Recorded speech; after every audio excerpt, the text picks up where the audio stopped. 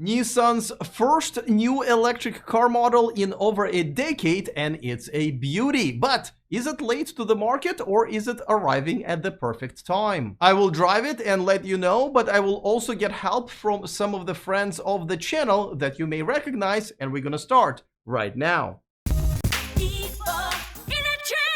Welcome to E4 Electric. Don't forget to click on that subscribe button and the bell notification icon so you don't miss anything moving forward. By the way, in case if you're wondering what happened to my regular Sunday news video, well, I spent the entire week in Vietnam checking out VinFast's factory and driving their cars. I'll have a video about that shortly, but today you'll get to see what I did a couple of weeks before this when I went all the way to Spain. And not just because here in California I don't get to practice my Spanish enough, but also because Nissan told me that was the only place on earth right at that moment where you could drive the new Nissan Ariya. I had really high hopes for this vehicle when it was originally promised last year, as the Mustang Mach-E and the ID.4 were in their first year of production. But unfortunately, Nissan has pulled a bit of a Tesla on all of us, and it won't be until later this year when the first Arias will be delivered. Better late than never, but will it still fit in?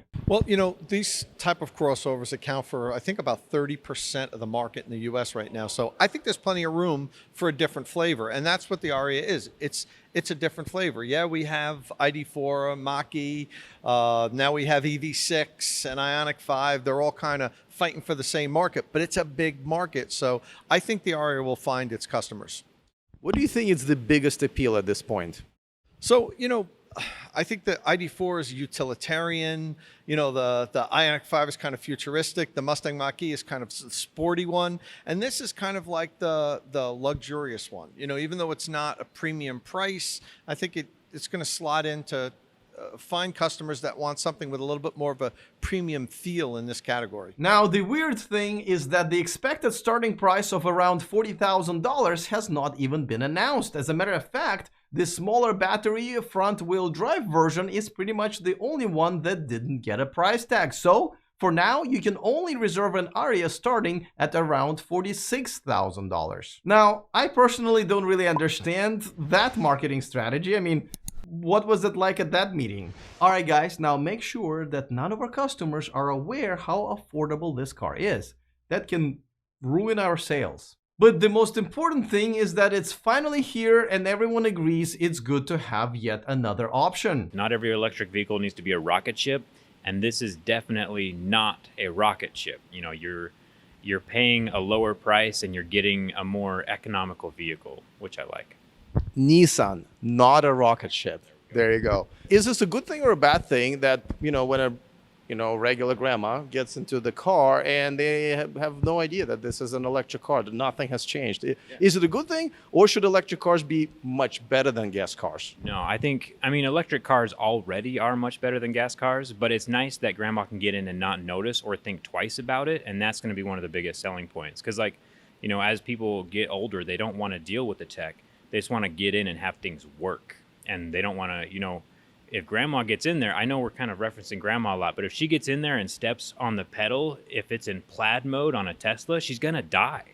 And like, there's no chance of dying inside of this one. Now, I gotta say, I am a bit disappointed that it took Nissan a dozen of years to come up with their second electric car after the Leaf has premiered in 2010. Now, it was an awful electric car, and if it wasn't for Tesla, it probably would have killed the entire notion of electric cars altogether. Though I gotta say that today, the second generation of the Leaf is actually the cheapest EV in the United States, with over 150 miles of range at less than $20,000 after the federal tax credit. A lot of people don't know this, but the Leaf was the world's all-time top-selling plug-in electric car until only a couple of years ago, when it was surpassed by the Tesla Model 3. Alright, now let's talk about the Ariya, but before that, a quick reminder that this video is brought to you by EnergyPal. Are you thinking about going solar but not sure what panels to get, whether or not to get a home battery, or how much all of this is going to cost? Well, EnergyPal will do all of that for you and present you with a custom design of your system, lower your energy bill, and help you avoid blackouts. You will get an exclusive $500 gift card when your installation is complete simply for being an E4Electric viewer by using the link in the description of this video. So finally, we have the Ariya, and one thing that I've always thought was going for it was its look. To me, it's a good-looking SUV, and the design is stunning, whether on video or in person. And I think my friend Dan may just agree with me. I think there's going to be a huge market right now for people that are saying, that's it, I'm buying an electric car. Oh, I can't get this car tomorrow. What else can I get? And they're going to start looking at cars like this, like the Ariya. And honestly, it's a fantastic car. My son has a Tesla Model Y. That's like his car that he drives around, and I enjoy driving it. And I feel like this compares a lot of ways with the size. This one, maybe, sorry, Tesla people, this one probably has a better look to it. But it wasn't until recently at the Los Angeles Auto Show when I saw the interior, and I have to say that it is probably one of the best interiors I've ever seen Nissan put together. I love it, and I don't think I'm the only one. You know, the best part about this car is definitely the interior. The coolest bit is like, you know, the haptic controls, which I'm not a fan of, but in this car, they've done this execution where they kind of light up when you turn the car on through what looks like wood, and that's something I haven't seen. And then there's that kind of movable coffee table, right, the center console, which is cool, and that little cubby where you could hide your, if you're in Texas, gun or Bible. So you're saying it's what's on the inside that matters? Yeah, it's a much better car on the inside than on the outside. Now, let me break some bad news to some of you. There is no frunk. But as you probably know, I'm not really a big fan of frunks, and I think what a lot of people don't really take in consideration is that a lot of times when a vehicle has a frunk, it ends up having less storage space in the back, so the total storage space is actually the same between the two. Unlike the Leaf, the Ariya doesn't offer one-pedal driving, even with the e-pedal driving mode activated, so that's a bit of a downer, but also, unlike the Leaf, it finally does have the thermal management system and the CCS port. Well, that only took 10 years. But besides that, all the rest of the specs are actually pretty decent, which I guess is just fine for your average consumer.